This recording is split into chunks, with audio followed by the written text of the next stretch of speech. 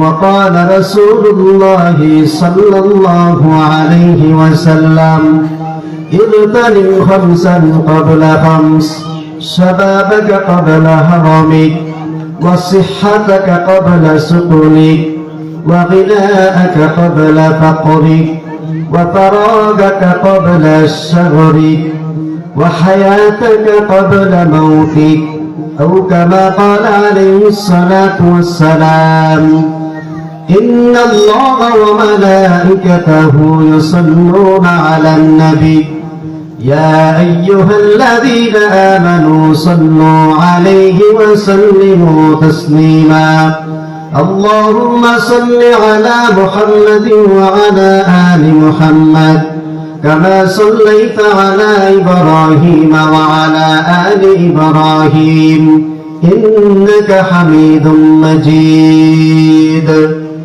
الحمد لله তেতুলিয়া কেন্দ্রীয় জামে মসজিদের উন্নতিকল্পে আয়োজিত আজকের এই বিশাল ইসলামী মহাসম্মেলনের সম্মানিত সভাপতি, প্রধান অতিথি, আমন্ত্রিত অতিথি এবং জাতির শ্রেষ্ঠ সন্তান হযরতে উলামায়ে কেরাম, সামনে উপস্থিত মুরব্বিয়ানে আযম, কলিজার টুকরা যুবক ভাইয়েরা, পর্দার অন্তরালে অবস্থানরত অত্যন্ত শ্রদ্ধেয় সম্মানিত মা এবং বোনেরা, মহান মালিকের দরবারে অত্যন্ত শুকর, অসংখ্য অগণিত শুকর যে আল্লাহ তাআলা আমাদেরকে এই দ্বীনি মজলিসে আসার বসার তৌফিক দান করেছেন। সেজন্য কালিমাতুশ শুকর আদায় পড়ি আলহামদুলিল্লাহ। এখানে কিন্তু মানুষ একবারে কম না। আওয়াজ যে দিছেন, এই আওয়াজে কিন্তু এতগুলো মানুষ বোঝা যায় না। আর একটু আওয়াজ কি দেওয়া যাবে? হ্যাঁ, পড়েন আবার আলহামদুলিল্লাহ। এভাবেই থাকবেন। আমার কথা হলো, মুরব্বী উলামায়ে কেরাম তারা জান্নাতের বয়ান করে, জাহান্নামের ভয় দেখায়া বয়ান করে। তাদের বয়ানের মধ্যে আলাদা কিছু জিনিস থাকে, রুহানিয়াত থাকে। তারা ঠান্ডা মেজাজে কথা বলে। ঠান্ডা মেজাজের নাম শুধু ইসলাম না। এজন্য নরমের সময় নরম, গরমের সময় গরম। রাজি আছেন ইনশাআল্লাহ? ইসলাম শুধু ঠান্ডা মেজাজ দিয়ে আসে নাই। আমি আপনাদের সাথে আপনাদের খুব পরিচিত একটা সূরা, সূরাতুত তাকাসুর পড়ছি।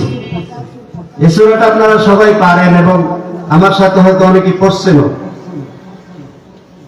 আমি আমার ক্ষুদ্র জ্ঞানে বুঝি যে জিনিসটা যেরকম আছে সেটাকে সেভাবেই রাখা উচিত, সেটাকে সেভাবেই সম্বোধন করা উচিত।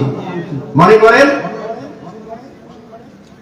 একজনের নাম হইল আব্দুল খালেক। কি নাম? আব্দুল খালেক। এখন আপনি যদি তাকে খালেককে বলে ডাক দেন, তার নামের সম্মান করলেন না অপমান করলেন? অপমান করলেন। বেশি উদাহরণ দেওয়ার সময় নেই।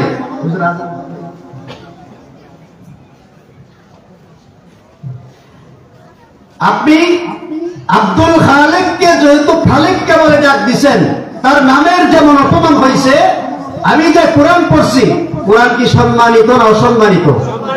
পৃথিবীতে এটার চাইতে সম্মানিত আর কিছু কি আছে? আমার আপনার চাইতে সম্মানিত কোরআন। আল্লাহ রাব্বুল আলামিন পৃথিবীতে যা কিছু সৃষ্টি করছে সব কিছু থেকে সম্মানিত কি? কোরআনের চাইতে সম্মানিত আর কোনো কিতাব আছে? বুখারী শরীফের কথা আছে। বুখারী শরীফের সম্মান কোরআনের আগে না পরে? পৃথিবীতে যত কিতাব আছে সবচেয়ে সম্মানিত কিতাবের নাম হলো আল কোরআন। আল কোরআনের পরে হলো বুখারী শরীফের স্থান। তো কোরআন যেহেতু সম্মানিত, আব্দুল খালেক এটা মাখলুক না খালেক? এটা মাখলুক, এটা ব্যক্তির নাম। একজন ব্যক্তিকে যদি ডাক দিতে গেলে তাকে সম্মান বজায় রেখে ডাক দিতে হয়, তাহলে কোরআনটাকে যখন আপনি তেলাওয়াত করবেন, কোরআন যখন পাঠ করবেন, কোরআন যখন পড়বেন, কোরআন যখন তেলাওয়াত করবেন, এটার সম্মান আছে না নাই? যদি সম্মানের সাথে আদায় করতে এবং করতে পারে, আমি মনে করি আপনি খাঁটি আল্লাহর ওয়ালা, আল্লাহর ওলি। আর যদি সেটা আপনি সুন্দরভাবে পড়তে না পারেন, আপনি কোরআনের সাথে বেয়াদবি করছেন। কথা ঠিক না? ঠিক। যদি আব্দুল খালেক একজন সৃষ্টিকে খালিককে বলে ডাক দিলে তার নামের অপমান হয়, তাহলে কোরআন তেলাওয়াত করার সময় যদি সুন্দর করে তেলাওয়াত না করেন তাহলে এটার অপমান হয় না? আসতে বললেন কে? চিন্তা করতেছেন যে হুজুর আমরাও তো তেলাওয়াত সুন্দর করে করতে পারি না, তাহলে এটার পক্ষে যদি সাক্ষী দিতেন তা আমরাই আসামি হয়ে যাই। কথা ঠিক না বেটি? এই ঠিকটাও তো বলেন নাই, কারণ আসামি করে ফেলে আমরাই। চেষ্টা করবো তো ইনশাআল্লাহ। আপনাদের খুব পরিচিত একটা সূরা, সূরা তাকাসুর থেকে পড়ছি খুব স্বল্প সময়ে। আমরা ওয়াইজ বা এখানের মেহমান না, আমাদের বাড়ির মাহফিল, আমরা একটু সময় আলাপচারিতা তথা মুজাকারা করব। বাড়তি কোনো এলেম নাই আপনাদের সাথে কথা বলা, সামনে বসে কথা বলা, স্টেজে ওলামায়ে কেরামরা আছে তাদের সামনে কথা বলা, উস্তাদদের কাছে যতটুকু শুনছি তা থেকে কিছু আপনাদের সামনে পেশ করা, এতটুকুই ইচ্ছা। পবিত্র কালামে পাকের সূরাতুত তাকাসুর পড়ছি। এই সূরাটা মক্কায় অবতীর্ণ। আল্লাহ রাব্বুল আলামিন আমাদের মতো লোভী মানুষদেরকে লক্ষ্য করেই হয়তোবা হযরত রাসূল আরবি সাল্লাল্লাহু আলাইহি ওয়াসাল্লামের একজন প্রিয় সাহাবী হযরত উবাই বিন কাব রাদিয়াল্লাহু তাআলা আনহু, তিনি বলেন যে রাসূল সাল্লাল্লাহু আলাইহি ওয়াসাল্লাম যখন এই কথা বলতেছিলেন, কোন কথা? বলে বনি আদমদের মধ্যে এমন একটা জাতি আসবে, বনি আদমদের মধ্যে আল্লাহ রাব্বুল আলামিন এমন কিছু গুণ বৈশিষ্ট্য দান করবেন, যেই গুণ বৈশিষ্ট্যটার মধ্যে একটা হইল তাকে যদি একটা স্বর্ণের পাহাড় দিয়ে দেওয়া হয় তাহলে ওই বনি আদম বলবে আমার আরেকটা স্বর্ণের পাহাড়ের দরকার। রাসূল সাল্লাল্লাহু আলাইহি ওয়াসাল্লামের এই কথাটা এই সূরা অবতীর্ণ হওয়ার আগ পর্যন্ত আমরা মনে করতাম এটা কোরআনে কারীমের আয়াত, কিন্তু যেদিন পবিত্র কালামে পাকের সূরাতুত তাকাসুর নাযিল হয়ে গেছে সেদিন থেকে আমরা জানছি আসলে এটা কোরআনের আয়াত না, এটা রাসূল সাল্লাল্লাহু আলাইহি ওয়াসাল্লামের হাদিস। সুবহানাল্লাহ। হাদিসটা কি? বলে আল্লাহ রাসূল বলেছেন বনি আদমদের মধ্যে এমন গুণ আছে, এমন তবিয়ত আছে, এমন অভ্যাস তাদের হবে যে তাদেরকে যদি একটা স্বর্ণের পাহাড় দিয়ে দেওয়া হয়, একটা পাহাড়ের মধ্যে কয় গুণ পাথর থাকে গুণে শেষ করতে পারবেন? আমাদের প্রভুদের জায়গা হলো আমাদের 3 সাইডে ইন্ডিয়া, তিন পাশে কি পাহাড়, বিরাট বড় বড় পাথর, যারা গেছেন তারা দেখছেন। একটা কত হাজার টন হবে বলার ক্ষমতা কারো নেই। এই সব যদি স্বর্ণ বানায় দেওয়া হয়, রাসূল বলেন এমন একটা পাহাড় যদি তাকে দেয় সে বলবে আমার আরেকটা পাহাড়ের দরকার। অন্য এক কিতাবের মধ্যে আসছে মানুষের 2টা জিনিস কোন সময় শেষ হবে না, একটা হলো আকাঙ্ক্ষা, তামান্না। এই তামান্না মানুষের শেষ হবে না, চাহিদা শেষ হবে না। আর একটা হলো বয়স। বলে এই 2টা জিনিস মানুষ যতই দেওয়া হবে সে বলবে আরেকটু যদি হইতো। বয়স পড়ার পরে 100 বছর হয়ে গেছে, তারপরেও স্বপ্ন আছে, স্বপ্ন আছে মানে আরো কিছু কাজ বাকি রয়েছে। রব্বুল আলামিন বলেন আলহাকুমুত তাকাসুর, আলহাকুমুত তাকাসুর, তোমাদের জন্য তোমাদেরকে প্রাচুর্যতা তোমাকে এমন ভাবে ধরছে যে তাকাসুর শব্দের শাব্দিক অর্থ হইল প্রাচুর্যতা। অন্য এক মুফাসসির বলেছেন যে অবৈধ পথে ইনকাম করার পরে আবার অবৈধ পথে খরচ করা, অথবা যে পথে খরচ করো, যে পথে ইনকাম করো, ইনকাম করার পরে আবার সঠিক পথে আল্লাহ তাআলার পথে ব্যয় না করা। এই প্রাচুর্যতার মানুষকে এমন ভাবে তোমাদেরকে গ্রাস করে নিছে, এমন ভাবে তোমাদেরকে পাকড়াও করে নিছে যে মানুষের এই প্রাচুর্যতা কোন পর্যন্ত থাকবে? হাত্তা যুরতুমুল মাকাবির, কোন পর্যন্ত? কবর পর্যন্ত। হাত্তা যুরতুমুল মাকাবির, মানুষ যতক্ষণ পর্যন্ত কবরে না যাবে, যতক্ষণ পর্যন্ত কবরে তাকে শুয়ে না রাখা হবে, রাসূল অন্য এক জায়গায় বলেন যে তোমাদের মুখগুলো যতক্ষণ পর্যন্ত কবরের মাটি দ্বারাতে পূর্ণ করে দেওয়া না হবে ততদিন পর্যন্ত তোমাদের এই প্রাচুর্যতার লোভ তোমাদেরকে ছাড়বে না। কত বাস্তব না বাস্তব? কত পার্সেন্ট বাস্তব? দেখেন আমার বাস্তব জীবনে, ছোট্ট জীবনে কত মানুষকে যে নামাজের দাওয়াত দিলাম, বা দিনের দাওয়াত দিলাম, চলেন ভাই 2 দিনের জন্য, চলেন ভাই 3 দিনের জন্য, চলেন ভাই 10 দিনের জন্য, চলেন ভাই নামাজটা পড়েন। বয়স 60, 70, 80 হয়ে গেছে, তাদের বক্তব্য হইল দাড়ি এখনো রাখে নাই, 60 পরিধান করে, 70 বছরের বুড়া। জিজ্ঞেস করলে বলে হুজুর সত্য কথা বলতেছি যে 2টা দোকান হইছে, ছেলে 3টা, দোকান যদি 2টা হয়, ছেলে যদি 3টা হয়, বাকি থাকে কয়টা দোকান? একটা দোকান এখনো বাকি। ওই দোকানটা দিলেই আমার দুনিয়াতে আর কোনো শখ আহ্লাদ নাই। 3টা সন্তানের জন্য 3টা দোকান দিয়া আমি কবরে যেতে চাই। আকাঙ্ক্ষা, তামান্না, অনেক বড় তামান্না, 1 মিনিটের নাই ভরসা আছে। আজকে এখানে বসে রয়েছেন, আগামীকাল কোথায় থাকতে পারি? কবরে থাকতে পারি কিনা? হাত্তা জুরতুমুল মাকাবির, মানুষ আকাঙ্ক্ষা এ পর্যন্ত করতেই থাকবে যতক্ষণ পর্যন্ত কবরে চলে না যাবে। কাল্লা সাওফা তা'লামুন, বলে মানুষের আকাঙ্ক্ষা শেষ হবে না। কাল্লা সাওফা তা'লামুন বলে অচিরেই তোমরা, অবশ্যই অবশ্যই, কাল্লা সাওফা তা'লামুন, তোমরা অবশ্যই অচিরেই তোমরা জানতে পারবে। সুম্মা কাল্লা সাওফা তা'লামুন, আমি আবার বলি, কখনো না তোমাদেরকে ছাড় দেওয়া হবে না, বলে অবশ্যই অচিরেই তোমরা জানতে পারবে। কি জানবা? কাল্লা লাউ তা'লামুনা ইলমাল ইয়াকিন, এটা চোখের দর্শন, চোখ দ্বারাতে দেখবে। কি দেখবে? মানুষ চোখের দ্বারাতে, ওই যে আমার পূর্বের আলোচক বলে গেছে সাকরাতে মাউত, মৃত্যুর কি যন্ত্রণা। চোখের দ্বারাতে মানুষ যদি কোনো কিছু দেখে তখন বিশ্বাস করে খুব সহজে। চোখের দ্বারাতে মানুষ যখন কিছু দেখে এটা মানুষের আয়ত্তে আসে খুব সহজে। তো কারোটা যদি শুনে, এই যে আমরা এত বয়ান, এমন কোন বাংলাদেশে মসজিদ গ্রাম নাই যে গ্রামের মধ্যে মসজিদ নাই, আসেনি? এমন গ্রাম আছে বাংলাদেশে মসজিদ বিহীন? সব এলাকাতেই মসজিদ আছে আলহামদুলিল্লাহ। মোটামুটি অধিকাংশ মসজিদের খতিবগণ যোগ্য। আপনাদের তেতুলিয়ার ইমাম খতিব সাহেব সহ সারা বাংলাদেশের যত খতিব আছে মিনিমাম 90% খতিব যোগ্য, এবং যতটুকু মৌলিক বিষয় মুসল্লিদেরকে বুঝাইলে মুসল্লিরা বুঝার কথা কোরআন এবং হাদিসের, এতটুকু জ্ঞান তাদের আছে যে কবর কি জিনিস, দুনিয়া কি জিনিস, হায়াত কি জিনিস, মৃত্যু কি জিনিস, আল্লাহ এবং তার রাসূল কি জিনিস, দুনিয়াতে কয়দিনের জন্য আসছি, আবার কয়দিন পরে চলে যাব, যে কোনো মুহূর্তেই তো চলে যেতে পারি।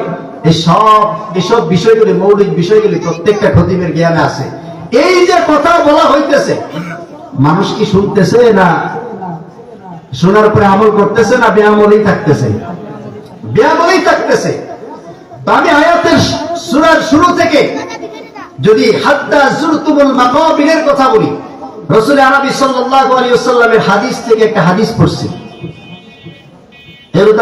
ইরতানিম খামসান ক্বাবলা খামস, বলে আমাদেরকে লক্ষ্য করে রাসূল আরবি সাল্লাল্লাহু আলাইহি ওয়াসাল্লাম বলেছেন, 5টা জিনিস আসার আগে 5টা জিনিসের সম্মান করো, মূল্যায়ন করো। কয়টা? সবাই বলেন না কয়টা? 5টা জিনিস আসার আগে 5টা জিনিসের মূল্যায়ন করো। শাবাবাকা ক্বাবলা হারামিক, যুবক ভাইদেরকে রাসূল আরবি সাল্লাল্লাহু আলাইহি ওয়াসাল্লাম ডাক দিয়ে বলে, যুবক, বৃদ্ধ আসার আগে, সময় শেষ হয়ে যাওয়ার আগে যুবক বয়সটা তুমি কাজে লাগাইবা।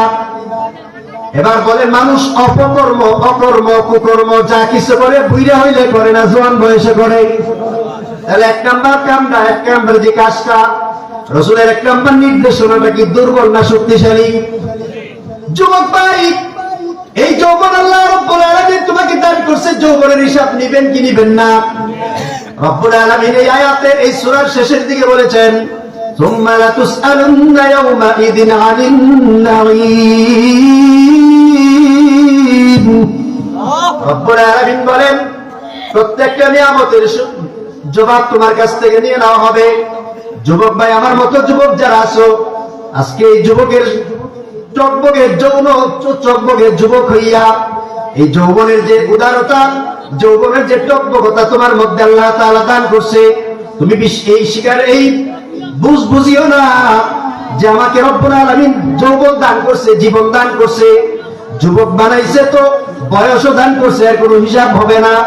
বলে রাসূল আরবি সাল্লাল্লাহু আলাইহি ওয়াসাল্লাম বলেছেন, 7 জন ব্যক্তি হাসরের মাঠে এমন কঠিন থেকে কঠিন অবস্থা, বলে হাতের এক ডাব্বা পরিমাণ খুব কাছাকাছি যখন সূর্য চলে আসবে, মানুষের মাথার উপরে রব্বুল আলামিনের যে সূর্যগুলো এদিকে মুখ করে দেওয়া হবে, মহিলারা ভাত রান্না করলে যখন ভাতের বলকের চড়ে টকবক করতে থাকে, জাহান্নাম ওই হাসরের ময়দানে মানুষগুলোকে যখন দাঁড় করিয়ে দেওয়া হবে, ওই মানুষগুলো মাথা দিয়ে টকবক টকবক করতে থাকবে। ওই কাছাকাছি যখন চলে আসবে, ওই দিন আল্লাহর রহম ছাড়া দয়া ছাড়া আর কোন উপায় থাকবে না।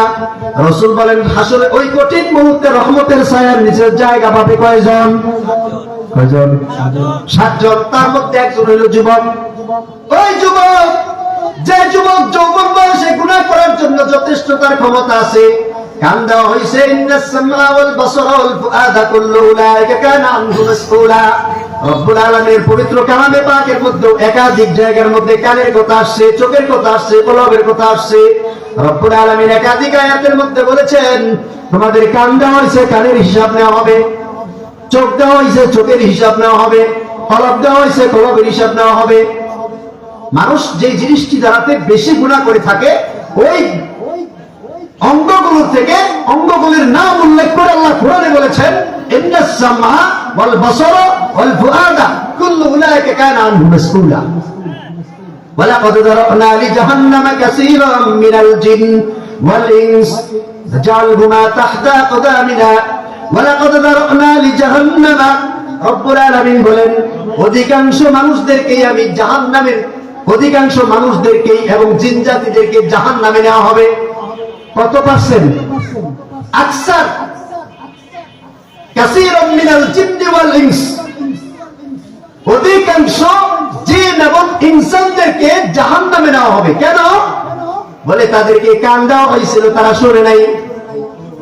লাহুম কুলুবুন লা ইয়াফকাহুনা বিহা, তাদের কলব ছিল, তারা চিন্তা করে নাই। ওয়ালাহুম আযানুন লা ইয়াসমাউনা বিহা, তাদেরকে কান দেওয়া হয়েছিল, তারা শুনে নাই। ওয়ালাহুম আযানুন লা ইয়াসমাউনা বিহা উলাইকা কাল আনআমি বাল হুম আযাল। বলে এদের ব্যাপারে কোরআন বলে যে 3টা জিনিস কলব দেওয়া হয়েছে, চোখ দেওয়া হয়েছে, কান দেওয়া হয়েছে, দেখে নাই, শুনে নাই এবং চিন্তা করে নাই। উলাইকা কাল আনআম, তাদেরকে কি বলা হয়েছে? চতুষ্পদ জন্তু। কাল আনআম বাল হুম আযাল, বলে তার চেয়ে আরো নিকৃষ্ট। এবার বলে চতুষ্পদ জন্তু, নিকৃষ্ট জন্তুর নাম কি? কুকুরের চাইতে আর নিকৃষ্ট আছে, বলেন ওটার নাম কি? শুকরের চাইতে আমার দৃষ্টিকোণ থেকে আর নিকৃষ্ট কোন জন্তু নেই। কুকুরের চাইতে নিকৃষ্ট শুকর, শুকরের চাইতে নিকৃষ্ট ওই ব্যক্তি যার চোখ আছে, কান আছে এবং দিল আছে। এই 3টার দ্বারাতে সঠিকভাবে উপলব্ধি করে নাই, দেখে নাই, শুনে নাই, এদেরকে আল্লাহ তাআলা শুকরের চাইতে আরো নিকৃষ্ট বলেছেন। নাউযুবিল্লাহ বলবেন না? এখন বলেন এই কোয়ালিটির মানুষ আমাদের সমাজে আছে না নাই? কত পার্সেন্ট? হ্যাঁ, এখন তো আপনাদের শরীরে লাগবে, কষ্ট পাইবেন। হ্যাঁ, আমি যে সূরা পড়ছি হাত্তা যুরতুল মাকাবির, প্রাচুর্যতা তোমাদেরকে এমন ভাবে গ্রাস করছে যে প্রাচুর্যতা ওই পর্যন্ত তোমাদেরকে গ্রাস থেকে ছাড়বে না। হাত্তা যুরতুল মাকাবির, যে পর্যন্ত না তোমরা কবর পর্যন্ত পৌঁছায় গেছো। এখন শুধু কি প্রাচুর্যতাই আমাদেরকে ধরে রাখছে, আর কিছু নাই?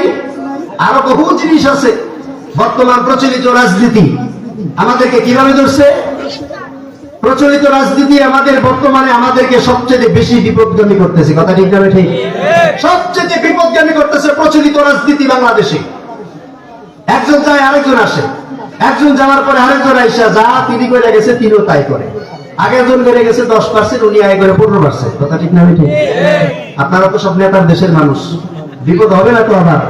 হ্যাঁ, হাত্তা যুরতুমুল মাকাবির, যেহেতু এখানে বলা হয়েছে, রব্বুল আলামিন বলেছেন যে প্রাচুর্যতা, শুধু প্রাচুর্যতা, ধন সম্পদের প্রাচুর্যতাই যথেষ্ট না, এখানে সমস্ত পর্যায়ে প্রাচুর্যতাই আছে। ক্ষমতার প্রাচুর্যতাও তোমাদেরকে গ্রাস করছে। ক্ষমতার কারণে চোখ দিয়ে এখন আর সামনে কিছু দেখে না, সামনে যা কিছু দেখে সব দেখে অন্য কিছু। দিল্লির শাহী জামে মসজিদের খতিব জুমার নামাজ পড়াইছে, তো নামাজের সময় সামনের দিকে রুমাল দিয়ে দিছে, রুমাল দিয়ে নামাজ পড়ায়। তো রাস্তায় হাঁটলে সামনে দিয়ে রুমাল দিয়ে হাঁটে। তো সামনে দোকানে বসে, মসজিদের সামনে চাষটোল বা যে কোনো দোকান, হুজুর আপনি চোখের সামনে রুমাল দিয়ে রাখেন কেন? রুমাল দিয়ে যে কেন রাখি এটা বোঝার জন্য তোমার চোখের সামনে রুমালটা দিতে হবে। রুমালটা এরকম দিয়ে দিছে উপরে, চোখ টোক সব ডাকছে। ব্যক্তি দাঁড়ানো ছিল, সামনে সামনে পড়ে গেছে জমিনে। কি ব্যাপার, পড়ে গেছো কেন? হুজুর একটু পরে এরা হাত ধরে উঠাইছে, উঠাই বলতেছে কি ব্যাপার, কি হয়েছে? হুজুর জমিনে যা কিছু দেখলাম এই ভারতবর্ষে, মানুষ ফাঁকে ফাঁকে দুই একজন, বাকি সব শ্রীগাল কুকুরে ভর্তি, মানুষ নাই। বলে তুমি যেইটা দেখছো আমিও সেটার কারণেই সামনে রুমাল দিয়ে হাঁটি। জমানায় মানুষের সংখ্যা খুব কম। এবার বলেন মানুষের সংখ্যা কম না বেশি? হ্যাঁ, মানুষের সংখ্যা গুনতে গেলে বাহ্যিকভাবে তো বেশি, মানুষের সংখ্যা বাহ্যিকভাবে বেশি, কিন্তু আসলে দুইটা জিনিসের নাম হলো মানুষ। রাসূল সাল্লাল্লাহু আলাইহি ওয়াসাল্লাম দুইটা জিনিসের দিয়ে মানুষ ছিলেন, একটা ছিল সিরত আর একটা ছিল সুরত। এবার বলেন রাসূলের কোন জিনিসটা বেশি সুন্দর ছিল? দুইটাই সুন্দর ছিল। চেহারা থেকে রাসূলের চেয়ে সুন্দর পৃথিবীতে আর কেউ আল্লাহ বানাইছেনি। এটা ছিল সুরত, সিরত রাসূলের চাইতে সুন্দর সিরত, যার বৈশিষ্ট্য একজন মানুষকে আমরা ভালো মনে করি, ভালো বলি অমুক ব্যক্তিটা ভালো, কিছু গুণ বৈশিষ্ট্য থাকলে তাকে ভালো বলি। রাসূল সাল্লাল্লাহু আলাইহি ওয়াসাল্লামের গুণের অভাব আসেনি। রাসূলকে আল্লাহ তাআলা যতগুলো গুণ দিছিল পৃথিবীতে আর কাউকে এতগুলো গুণ দিছে? একদম গুণে পরিপূর্ণ একজন ব্যক্তি ছিল রাসূল আরবি সাল্লাল্লাহু আলাইহি ওয়াসাল্লাম। দুইটা গুণের নাম মানুষ, একটা হলো সিরত আর একটা সুরত। আপনার মধ্যে যদি দুইটা থাকে তাহলে আপনি মানুষ, আর যদি দুইটার মধ্যে একটা না থাকে আরেকটা থাকে তাহলে মানুষ হইলেও আপনি অপূর্ণ মানুষ। কথা ঠিক না? ঠিক। আওয়াজটা আসতে হয়েছে। যাই হোক, কিছু কথা বিরুদ্ধে যাবে, আর বিরুদ্ধে গেলে তো আওয়াজ আসতেই হবে, এটাই তো স্বাভাবিক। এবার আমাদের সমাজের বাস্তবতা কি, যে সমাজের প্রাচুর্যতা আমাদেরকে কিভাবে গ্রাস করছে, অর্থের প্রাচুর্যতা আমাদেরকে কিভাবে গ্রাস করছে, অবৈধতার প্রাচুর্যতা আমাদেরকে কিভাবে গ্রাস করছে। মানে অর্থের প্রাচুর্যতা হালাল এবং হারামের পার্থক্য উঠায় নিছে। হালাল আর হারামের পার্থক্য থেকে আমরা একদম বিমুখ হয়ে গেছি।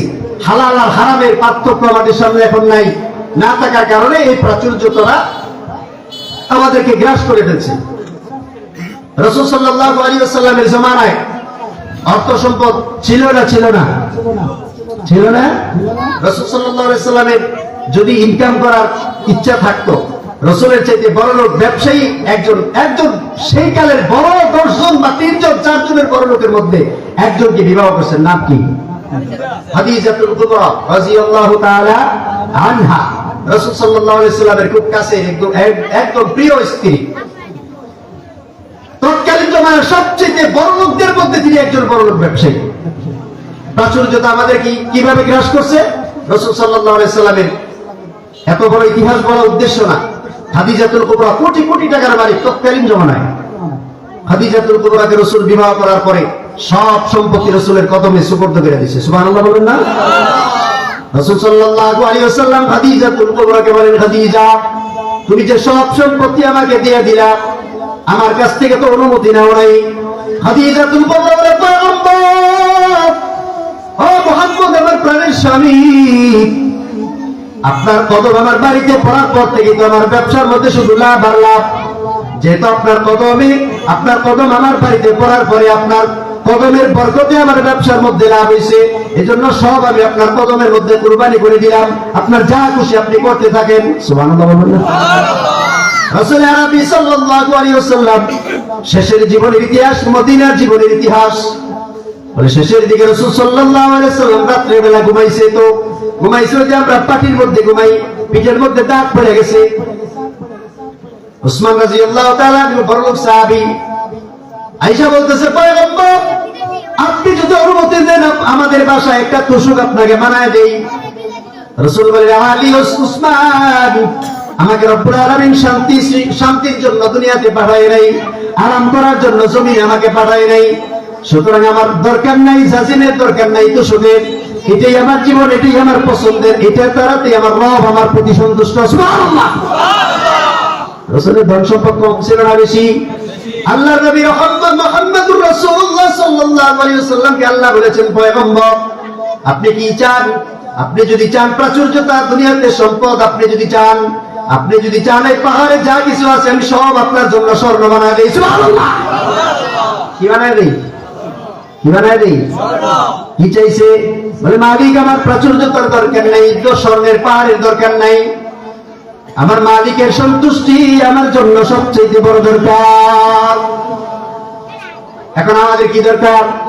বলে যা কিছু আছে আরেকটু যদি হইতে পারে তাহলে আমার জন্য যথেষ্ট, আরেকটু হয়ে গেলে বলে আরেকটু যদি হয় তাহলে ওটা আমার জন্য যথেষ্ট, আরেকটু হইলে বলে যদি আরেকটু হয় তাহলে আমার জন্য যথেষ্ট। মানে যথেষ্ট কোনো শেষ নাই, যথেষ্ট কি নাই, এটা হালালে হোক আর হারামে হোক। যুবক ভাইদের কথা বলতেছিলাম, যুবক বয়সে তুমরা তুসআলুনা ইয়াউমাইযিন আনিন নাঈম। আমার ক্ষুদ্র জীবনে আমি বলতে পারি যৌবন বয়সটার চাইতে নিয়ামত পৃথিবীতে আর হইতে পারে না। যৌবন যে তোমাকে আল্লাহ দান করছে, এটা যেহেতু সঠিক ক্ষেত্রে যদি তুমি ব্যবহার করতে না পারো, রাসূল আরবি সাল্লাল্লাহু আলাইহি সাল্লামের নির্দেশনা তুমি অমান্য করলা। যৌবন বয়সের সঠিক ব্যবহার বৃদ্ধকাল আসার আগে রাসূল বলেন যে যদি কোনো যুবক যৌবন বয়সে ইবাদত করতে করতে করতে করতে করতে করতে বৃদ্ধ বয়সে চলে যায়, যৌবন বয়সে তাহাজ্জুদ করতো, জিকির আজকার করতো, নফল ইবাদত বেশি বেশি করতো, যৌবন বয়স শেষ হয়ে যাওয়ার পরে বৃদ্ধ বয়স আসার পরে যখন সে ইবাদত করতে পারে না, রাত্রেবেলা উঠার ইচ্ছা আছে তাহাজ্জুদ করার, কিন্তু ওইটা দেখে আর সম্ভব না, তখন আল্লাহ রাব্বুল আলামিন তার ফেরেশতাদেরকে বলেন, ফেরেশতারা আমার বান্দা যৌবন বয়সে যখন গুনাহ করার কথা ছিল তখন গুনাহ করে নাই, এই পর্যন্ত যেহেতু আসছে, এখন যেহেতু তার শারীরিক বার্ধক্যের কারণে এখন ওইটা তাহাজ্জুদ পড়তে পারে নাই, তাড়াতাড়ি কর লেখা দে আমার বান্দা এখনো তাহাজ্জুদ পড়তেছে। সুবহানাল্লাহ। যুবকদের আমলের এত দাম যুবকদের আমলে। আপনি বৃদ্ধ বয়সে আপনি কাজ করতে পারেন না, যে কাজটা এখন করতেছেন সেটা বৃদ্ধ বয়সে করতে পারবেন না, এটাই স্বাভাবিক। তখন আল্লাহ রাব্বুল আলামিন যৌবন বয়সে করছেন, সেটার বিনিময়ে যে ধারাবাহিকতা চলে গেছে ওই পর্যন্ত যাওয়ার পরে আপনাকে সেই বিনিময়ে আল্লাহ দান করবে। সুবহানাল্লাহ। তাহলে এটার নাম যৌবন। যুবক ভাই, যৌবন খুব দামি জিনিস। ওয়াসিহাতাকা ক্বাবলা হারামিক, বলে রাসূল সাল্লাল্লাহু আলাইহি ওয়াসাল্লাম বলেছেন, অসুস্থতা আসার আগে সুস্থতাকে কাজে লাগাও। কত মানুষ নিজের চোখ দিয়ে দেখলাম, মুরব্বী মানুষ হোক অথবা যুবক ভাই হোক, যখন অসুস্থ হয় দেখতে যাই, হাত দুইটা ধরে বলে হুজুর আল্লাহ যদি এবার আমাকে বাঁচা রাখে মসজিদ জিন্দেগিতে আর ছাড়বো না। আপনাদের জীবনে আছে লোক দেখছেন? আমি দেখছি, কয়েকজন দেখছি। কিন্তু যখন সুস্থ হয়ে যায় আল্লাহ তাআলার কাছে দোয়া করি, মালিক তোমার বান্দাটাকে সুস্থ বানায় দাও, আমার দোয়ার কারণেই হোক আর যার দোয়ার কারণেই হোক। কিছুদিন পরে যখন থেকে বান্দা সুস্থ, মসজিদের সামনে দিয়ে লিবু খারামের মতো হাইটা যায়, মসজিদে ঢুকে না। আছে নাই? এর চেয়ে বড় লিবু খারাম কি আছে? আর মুসা আলাইহিস সালামের ব্যাপারে একটা কৌল আছে, বলে আল্লাহ মুসার সাথে তো বুঝলি মুসা কালিমুল্লাহ, কালাম শব্দের অর্থ কথা, তার সাথে আল্লাহর সাথে সবচেয়ে বেশি পেঁচাও যিনি করছে, বিতর্ক তর্ক যিনি করছে, মহাব্বতের না ঝগড়া, মহাব্বতের তর্ক যিনি করছেন তার নাম মুসা আলাইহিস সালাম। যাকে আল্লাহ তাআলাকে জিজ্ঞেস করে, আল্লাহ আমি যদি আল্লাহ হইতাম, আপনি যদি নবী হইতেন, আমার কাছে কি চাইতেন? ভাইয়া এটা কি কেমনে সম্ভব? যদি হইতেন তো যদি হইতেন। বাচ্চারা 40 প্রশ্ন করবো, আপনার জবাব দিতেই হবে। আপনি বলবেন তুমি বুঝবা না, তারপরে বলতেই হবে। কথা ঠিক? মুসা আলাইহিস সালাম প্রশ্ন করে, যদি হইতেন, তো যদি তুমি আল্লাহ হইতে আমি নবী হইতাম, তাহলে আমি তোমার কাছে সুস্থতা চাইতাম। সুবহানাল্লাহ। আমরা সুস্থ আছি না? চিল্লায় একটা আলহামদুলিল্লাহ বলতে পারবেন? আলহামদুলিল্লাহ। এত বড় নিয়ামত আল্লাহ তাআলা আমাদেরকে দান করছে। তো অসুস্থ হওয়ার আগে সুস্থতাকে কাজে লাগানো, এটা কার নির্দেশ? রাসূলের নির্দেশ। আর রাসূলের কথা তো আল্লাহর পক্ষ থেকেই হয়। এরপরে আসে রাসূল বলেন, যখন তুমি ফকির হয়ে যাও, ফকির হয়ে যাওয়ার আগে, গরীব হয়ে যাওয়ার আগে যদি তোমার কাছে 10টা টাকা থাকে, ওই টাকাটা কাজে লাগাও। কেমনে? বলে সঠিক পথে কাজে লাগাও। 1 লাখ টাকার মালিক আছো, 1 বছর হয়ে গেছে, যাকাত দিয়ে দাও, কারণ আগামী বছর এই টাকা থাকতেও পারে নাও। ধন সম্পদ আজকে থাকলে কালকে নাই, এটা তো গ্যারান্টি কথা। এটা কিন্তু ভেজাল আছে নাকি? এটার মধ্যে কোনো ভেজাল নাই। এবছর থাকলে আগামী বছর নাই, আজকে পকেটে 100 টাকা আছে, তোমার 100 টাকা খরচ করার শক্তি আছে, আগামীকাল 1 টাকাও নাই, খরচ করবা কোত্থেকে? রাসূল বলেন টাকা আছে তো, যদি ধন সম্পদ থাকে তাহলে ওটা থেকে তুমি ব্যয় করো। কোথায় ব্যয় করবা? এবার তেতুলিয়া কেন্দ্রে যাবে মসজিদ, মসজিদ বিশাল আকারে তারা মসজিদ স্থাপন করেছেন, ছাদের কাজ শেষ, ঢালাইয়ের কাজ শেষ, এখন আর বহু কাজ বাকি রয়ে গেছে।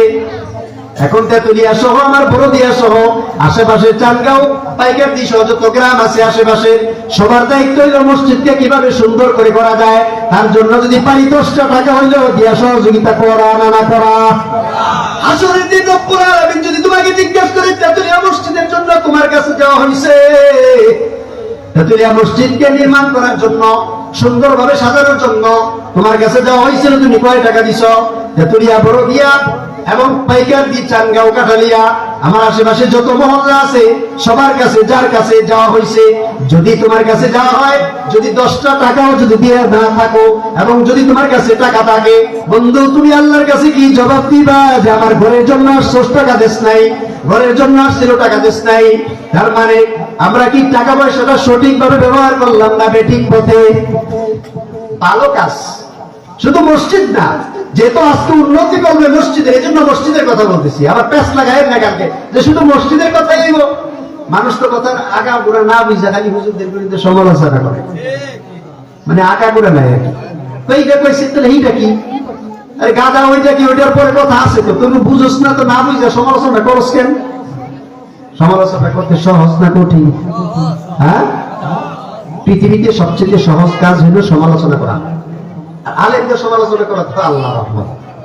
এটা মানে একেবারে এই যে মেট্রিকের ছাত্রের জন্য সরাসরি যেমন সহজ, এসএসসি ছাত্রের জন্য 1-2 পড়া যেমন সহজ, ইন্টারমিডিয়েট ছাত্রের জন্য এবিসিডি যেমন সহজ, সারা পৃথিবীর সর্বপ্রকারের মূর্খ মানুষের জন্য আলেমদের বিরুদ্ধে তার চেয়ে বেশি সহজ কথা বলা। আস্তে ঠিক করবে। আলেমদের বিরুদ্ধে কথা বলে একমাত্র জাহেল এবং মূর্খরা। আলেমদের বিরুদ্ধে কথা কারা বলে? যাদের জ্ঞান নাই, ইলম নাই, আল্লাহর প্রতি ভয় নাই, রাসূলের প্রতি ঈমান নাই, এই সমস্ত মানুষগুলো আলেমদের বিরুদ্ধে কথা বলে। কথা ঠিক না ঠিক? সুতরাং আলেমদের বিরুদ্ধে কথা বলবেন। আলেমের জুতা টানা যোগ্যতা কি আমাদের হয়েছে? হ্যাঁ, একজন আল্লাহর ওলিকে জিজ্ঞেস করা হয়েছিল, আপনার মা কি অমুক সাহাবীর সমান হইল? যোগ্য আল্লাহর ওলি, তিনি জবাব দিছে যে আল্লাহ রাসূলের সর্বশেষ সাহাবী, একবারে 1 লক্ষ বা 1.5 লক্ষ সাহাবীর একের 1.5 লক্ষতম সাহাবীর যে তিনি যে উট বা ঘোড়া দৌড়াইতেন, ওই ঘোড়ার পায়ের নিচে যে বালুটা উঠত, ওই বালুর সমপরিমাণেও যোগ্যতা আমার হয় নাই। তাহলে আলেমদের কারণে এখন ইসলাম টিকে রয়েছে। কথা ঠিক? আলেমদের কারণে আমরা কোরআন পাইছি, আলেমদের কারণে হাদিস পাইছি, আলেমদের কারণে মাথায় টুপি উঠছে। আমি যদি এই মজমার মধ্যে না, সমাজের মানুষদের কাছে, সাধারণ মুসল্লিদের কাছে যদি জানতে চাই 5 ওয়াক্ত নামাজ নিয়ে আমাকে 10টা আয়াত দেখাও, কত পার্সেন্ট লোক পাওয়া যাবে দেখাইতে পারবো? কত পার্সেন্ট? যদি বলি 5 ওয়াক্ত নামাজ নিয়ে 5টা হাদিস আমাকে কিতাব একবারে বাংলা না আরবি থেকে আমাকে বের করে দেখাই দাও, কয়জন লোক দেখাইতে পারবো? দেখছেন, একজন লোক নাকি দেখাইতে পারবো না। আরবি কিতাব বাংলা না, বাংলা তো আলহামদুলিল্লাহ আমাদের সমাজের অনেকেই পারে, এটা আমাদের নির্দেশনাও থাকে, যেহেতু জীবনটা শেষ করে দিচ্ছেন এখন বাংলা হইলেও পড়েন, রাসূলের হাদিস আল্লাহর কোরআন থেকে কিছু কিছু বুঝেন, দরকার আছে। কিন্তু আমি বলবো যে বাংলা না, হাদিস বাইর করে দিবেন আরবি আদালতের কিতাব থেকে, আর কোরআন তো আরবি, এটা থেকে বাইর করে দিবেন যে 5 ওয়াক্ত নামাজের জন্য এই 5টা আয়াত আপনাকে বাইর করে দিলাম। আমাদের সমাজে কি 100% মানুষ পারবো? শতকরা 2-4-5 জন পারতেই পারে। সুতরাং সমালোচনা আলেমদের বিরুদ্ধে করার আগে অবশ্যই চিন্তা করা উচিত। কথা ঠিক? সম্মান করবো তো ইনশাআল্লাহ। এই জন্য সময় শেষ। আমি বলতেছিলাম না, ফিটি লাগবে না,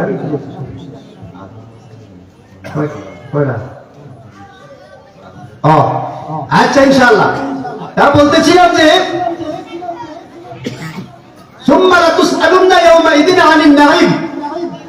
একটা নিয়ামতের নাম হইল যৌবন বয়স, 2 নম্বর নিয়ামতের নাম হইল সুস্থতা, 3 নম্বর নিয়ামতের নাম হইল প্রাচুর্যতা, অর্থ সম্পদ, 4র্থ নম্বর সময়ের নিয়ামতের নাম হইল সময়। 4র্থ নম্বর নিয়ামতের নাম কি? আমরা সবচেয়ে অপচয় কোন জিনিস করি? সবচেয়ে অপচয়কারী সময়। আমরা বলি ভাই মসজিদে আসেন, হুজুর সাক্ষী আছে, হুজুর তো আমার সাথের লোক। আমরা বলি ভাই মসজিদে আসেন বা নামাজ পড়েন, হুজুর আইতেছি, ওই একটু পরে কই বাজারে চাষ চলে। এরপরে যদি বলি যে ভাই ওই নামাজটা তো বললেন না, বলছে সময় ভাই ভাই, মানে 3 ঘন্টা সময় যে ছিল ওইটা খুব দরকার ছিল। এটা ওই দরকারটাও তো এখন আমাদের পক্ষেই দিতে হয় কথা, কারণ আমি তো রাজনীতিবিদ নেতা না যে রাজনীতির পক্ষে নেব, আমি আমাদের পক্ষেই নেব। ওখানে বৈশা বৈশা যা করছে তার 1 নম্বর হলে টেলিভিশন থেকে কবিরা করে করছে। আচ্ছা, আপনারা সবাই কি টেলিভিশন দেখেন নাকি? তাহলে কথাটা ঠিক না বলার কারণ কি? সবাই তো ঠিক বলার কথা ছিল। 3 ঘন্টা সময়ের মধ্যে 1 নম্বর যে অপরাধটা করছে, 1 নম্বর অপরাধটা হলো টেলিভিশন থেকে 3 ঘন্টার মধ্যে উল্লেখযোগ্য একটা সময় নষ্ট করছে। 2 নম্বর হলো বড় একজন নেতা হয়েছে। বড় নেতা বুঝেননি? বড় নেতারা ভাষণ দেয় না? প্রিয় ভাইয়েরা আমার, বন্ধুরা তোমার, এবার যদি আমাকে নির্বাচিত করতে পারেন, আমি যদি এবার নির্বাচিত হতে পারি, এদেশের রাস্তাঘাট একটা রাখবো না, সব কাইটা পুকুর বানিয়ে দেবো। বক্তারা, বড় বড় নেতারা এই বক্তব্য দেয়নি? আপনারা বলবেন তো এইটা দেয় না, আমি বলবো এটাই দেয় না, এটাই দেয়, কিন্তু এটা উপরে না ভিতরে। রাস্তা এখান থেকে সেখান পর্যন্ত, সেখান থেকে সেখান পর্যন্ত, সেখান থেকে সেখান পর্যন্ত করে দিব। পরে নির্বাচনের পরে আমার বাস্তব এই কানে শোনা এবং চোখের লোক দেখা একজন মেম্বার আছে। তিনি মেম্বার হওয়ার আগে, নতুন মেম্বার এসে মেম্বার হওয়ার আগে তার কাছে তিনি সব মসজিদে মসজিদে, আপনাদের এই যে মসজিদটা রাস্তা নাই এই পর্যন্ত সব করে দেবেন, মাশাআল্লাহ সব এসে। পরে কি করছে, গরিব মানুষ গেছে, উনি কাঠের ব্যবসা করে, গেছে কো ভাই আমি তো গরিব মানুষ, একটা কাঠ দরকার, যে কোনো কাঠ। উনি কয় আমার দোকানের মধ্যে কাঠের অভাব নাই, কোনটা লাগে নিয়ে যান। কোনটা লাগে? গরিব মানুষ গেছে সরকারি কাঠ, বুঝেন তো, যেটা আপনারা একজনের দেওয়ার কথা 10 জনের 10টা দেওয়ার কথা, 10 জনেরটা 1 লাখ খান। ওইটা আছে তেতুল্লাহ তো নেতাদের এলাকা, লাগবই নেতাদের লাগো। এই যে রেশনের 10 টাকা 1 লাখ খাইলা, পাশা দিয়া যে কি পেটিরের ফেরেশতারা পিটাইবো, প্রস্তুত থাকা শুধু ফেরেশতাদের পিটাইনি খাওয়ার জন্য। 10 টাকা দিছে 10 জনকে দেওয়ার জন্য, সব গরিব গুলিরে। ও একলাই 10 টাকা খাইছে। কত বড় রাক্ষসের রাক্ষস! 10 টাকা 10 জনকে দিছে খাইতে, ও 1 লাখ খাইছে। এবং 2 নাম্বার কথা হলো ওর পছন্দের, যেটি দিছে ওটি ওর পছন্দের লোককে দিছে। এরপরেও তার পেট বসে হাত্তা জুরতুবুল মাকাবির। রাসূল এই আয়াতের ব্যাপারে বলেছেন, ওই বনি আদমের মুখে যতক্ষণ পর্যন্ত কবরের মাটি দিয়ে তার মুখটাকে বন্ধ করা না হবে, ততদিন পর্যন্ত সরকারের টাকা চুরি করা, জনগণের টাকা চুরি করা, সমাজের টাকা, রাষ্ট্রের টাকা চুরি করা, বিদেশে লক্ষ লক্ষ টাকা পাচার করার পরেও দেশে হাজার হাজার কোটি টাকার মালিক হইয়া তারপরও তার মুখ বলবে না। কবরের মাটি যতদিন পর্যন্ত তার মুখের মধ্যে আমরা চাপা না দিব, ওই নেতার মুখ ততদিন পর্যন্ত বলবে না, বলবে না, বলবে না, তার মুখ বলবে না, বলাইতে পারবেন না। এত চুরি করলো, এত ডাকাতি করলো, এত বিনা হিসাবে টাকা আত্মসাৎ করলো, জনগণের টাকা, এরপর তার মুখ বললো না। মুখ বলবে কখন? কবরের মাটি আমরা যেদিন শুয়ে দিয়ে আসবো, উপরে তো মাটি দিয়ে সাইডে বাইরে সব দিকে তো মাটি, বাস তো এটা ফরমালিটি, একদম যাতে চেপা মাটি যাতে না দেওয়া হয়, এই জন্য বাস একটা সম্মানী। তো বলতেছিলাম সময়ের কথা, সবচেয়ে অপচয়কারী সময়। এই যে আজকের এশার সময় চলে যাচ্ছে, আসরের সময়টা চলে গেছে, এই সময়টা জিন্দেগিতে আর কোনোদিন আসবে? জোহর, আসর, মাগরিব, এশা, এই যে আজকে 5 ওয়াক্ত, চতুর্থ 5 ওয়াক্ত শুরু হয়েছে, 4 ওয়াক্ত নামাজ চলে গেছে। যারা পড়ে নাই, দুর্ভাগ্য না সৌভাগ্য? এই যে সময়ের বিনষ্ট। এরপরে এমন সময় নিয়ে কথা বলতে গেলে বহু সময়ের দরকার। এরপরে মৃত্যু আসার আগে জীবনকে মূল্যায়ন করো। আসরের দিন মানুষগণ আল্লাহর কাছে ইয়াকুলু ইয়া লাইতানি কদ্দামতু লিহায়াতি ফায়াউমাইযিল লা ইউআযযিবু আযাবাহু আহাদ ওয়া লা ইউসিকু ওয়াসাকাহু আহাদ। কোন লাভ নাই। হাসরের ময়দানে মানুষগুলো আফসোস করতে থাকবে, হায় হায় রে, হায় হায় রে, হায় হায় রে, যদি কিছু পাঠাইতাম, যদি কিছু পাঠাইতাম তাহলে আমার লাভ হইতো। আল্লাহ রাব্বুল আলামিন এমন একজন মহব্বতের সৃষ্টিকর্তা আমাদের, যে তার চাইতে মহব্বত আমাদেরকে কেউ করে? আল্লাহর চাইতে মহব্বত আমাদেরকে কেউ করে নাকি? এক কিতাবের মধ্যে মুতাআলা করতে গিয়ে পাইছি যে এক ব্যক্তি মুসা আলাইহিস সালাতু ওয়াস সালামের কাছে বলতেছে, আল্লাহর কাছে বলে আমাকে জাররা পরিমাণে, জাররা ছিলেন তো, এটা সহজ ভাষা হলো লুঙ্গি ধোয়ার পরে ঝাড়া দিবেন, ঝাড়া দেওয়ার পরে যে উলি এগুলো কি করে ওইগুলো এটা বলা হয় জাররা। তো ওই জাররা পরিমাণে দয়া আপনি থেকে আধা পরিমাণে দয়া ওই ব্যক্তিকে দেওয়া হয়েছে। ওই ব্যক্তিকে ওই যে পাহাড়ের কোনায় এক পাথর, পাথরের ভিতরে দাঁড়ায় উপরের দিকে তাকায় রয়েছে। মুসা আলাইহিস সালাতু ওয়াস সালাম আরেকদিন এই রাস্তা দিয়ে যায়, বলে যুবক তোমাকে তো বলছিলাম আধা ওই যে এই পর্যন্ত তুমি সহ্য করতে পারবে না, পরে অর্ধেক দেওয়া হয়েছে, অর্ধেক দয়া নিয়ে তুমি এখানে কি করো?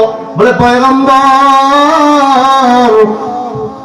আমাকে যে দয়া রব্বুল আলামিন দান করছে ওই দয়ার দ্বারাতে আমার রবকে এভাবে আমি চিনছি, দুনিয়ার সব মহব্বত আমি ভুলে গেছি। সুবহানাল্লাহ। এমন মহব্বত আমাদের দরকার আছে না নাই? এমন মহব্বত আমাদের প্রত্যেকেরই তো দরকার। কারণ এই মহব্বত তৈরি সম্পর্ক করে দিলে কার সাথে? কানেক্টিভিটি যদি আল্লাহর সাথে ভালো না হয় তাহলে কিসের মানুষ? কানেক্টিভিটি ভালো হতে হবে কার সাথে? মান রাসূল সাল্লাল্লাহু আলাইহি সাল্লাম বলেছেন, মান আহাব্বা লিল্লাহি ওয়া আবগাযা লিল্লাহ। মুহাব্বত যদি তৈরি করতে হয়, মুহাব্বত যদি কাউকে করতে হয় তাহলে কার জন্য করবা? যদি কাউকে মহব্বত করতে হয় তার মধ্যে যদি আল্লাহর সাথে সম্পর্ক বা কানেক্টিভিটির সম্পর্ক থাকে, আল্লাহর সাথে সম্পর্ক যার আছে তার সাথে সম্পর্ক করো। যদি ঘৃণা কাউকে করতে হয় তার মধ্যে যদি এমন কোন থাকে দোষ যেটার জন্য তাকে আমি ঘৃণা করলাম, তাহলে ওই জন্যই ঘৃণা করো যেটা আল্লাহর সাথে সম্পর্ক তোমার তৈরি করে দেবে।